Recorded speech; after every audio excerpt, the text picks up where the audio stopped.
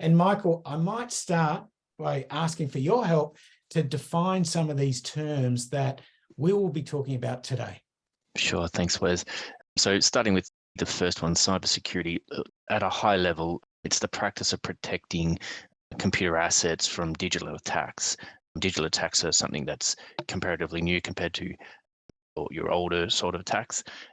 Cybersecurity is the process and the programs and the policies in place to help protect those computer assets from digital attacks.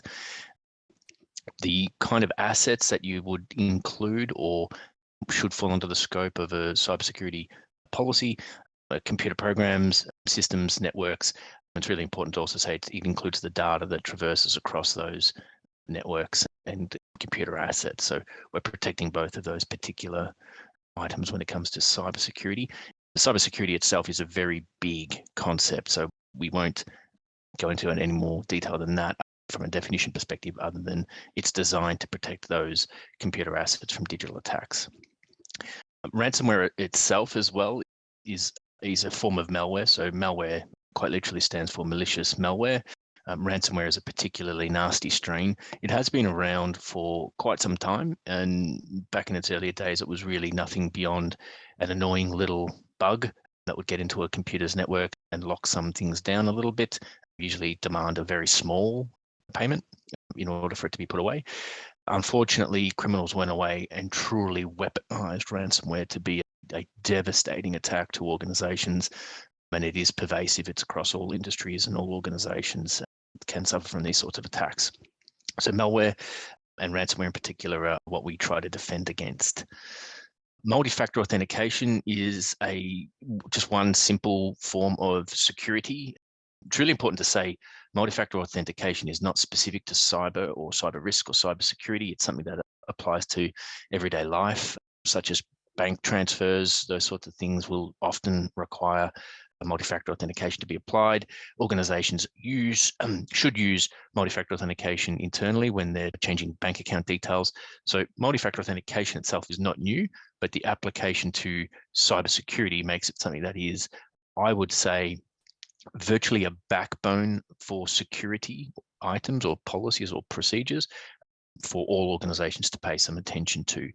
It is not the panacea to everything, and it certainly doesn't remove ransomware from an organization's network, as it were, but it does help to prevent a vast majority of reasonably simple attacks, and certainly those attacks that seek either data or financial funds from an organization.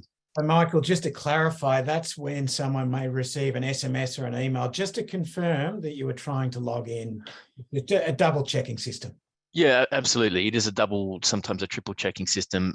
Really importantly, what multi-factor authentication is, to be very clear on this, the best type of multi-factor authentication is a separate communication to the one for which you've requested the change. So to be clear on that, if you send an email off internally to your HR department to change your bank account details, you should expect a phone call or a text on a separate communication line, one that is pre-approved and known. It is not absolutely foolproof. There are some attacks that circumvent multi-factor authentication, but if you boil it down to it, it's a pretty basic solution that can remove a vast majority of attacks. Thank you. So a data breach itself, quite simply, it is where some data that should be protected and housed by the organization unfortunately falls out of control of the organization. It could be a simple piece of paper that's left on a train. That is technically a data breach if it has something on it which is certainly sensitive, right through to what we've seen in the media more recently around some major data breaches involving some extremely sensitive data and information. So hopefully there's not too many disputes around what a data breach is, but it could be one simple piece of data right through to literally terabytes of data. Brute force attack is a type of an attack that criminals will throw against organizations. Long and short of a brute force attack is it's a password, or it's an attempt to breach a password within an organization. These sorts of attacks are usually automated. They fire literally hundreds and hundreds of thousands of passwords at a particular point, and eventually hoping that the password that the criminal's using will crack the control and gain access to the thing that's being protected by passwords. That's why passwords are incredibly important, but they need to be very long and they need to be complex. Don't use things that are simple. Unfortunately, still the most common passwords out there are literally password and 1, 2, 3, 4, 5. Those are terrible passwords. And a brute force attack will crack those in less than a second, significantly less than a second. Phishing is another sort of attack. It's usually a communication that's sent by email or text saying, hi, we just want to update your details, or hi, this is your bank. We just need to get some more information from you. Please click this link. And what it's designed to do is harvest credentials from the person who clicks that link, who provides that data to the source. These sort of phishing attacks have become extremely compelling. It is very easy to fall victim to them now, certainly when a criminal is really ramping up the professional components of the phishing attack. It is purely designed to look like a legitimate communication received from someone.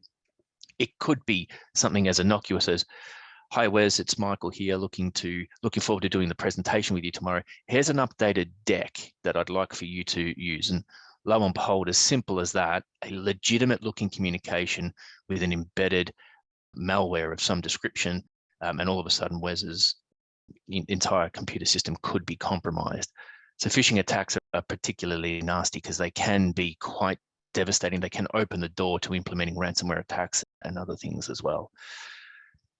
The final one on the list here is a remote desktop protocol. So what that is, it's a protocol that allows remote access to particular computer assets, servers, data source, data banks, whatever it may be. But it allows the user to access these things remotely. So if you go back only a handful of years ago, my organization, maybe I couldn't gain access to my company data outside of my corporate environment. It was ring fenced to the corporate environment. As we all moved through COVID, a vast majority of people started getting access to their assets remotely, and remote desktop protocol allowed that communication. So what I think probably we should just cover off on what a protocol is as well when we talk about cyber. A protocol is a set of rules and guidelines for communicating. So it's usually a recipe on how to engage with this particular item. You follow those particular rules and it gains you access to what you're trying to use. That's what a protocol means. So remote desktop protocol quite literally means gaining access remotely and using a protocol to achieve that. Thank you very much for that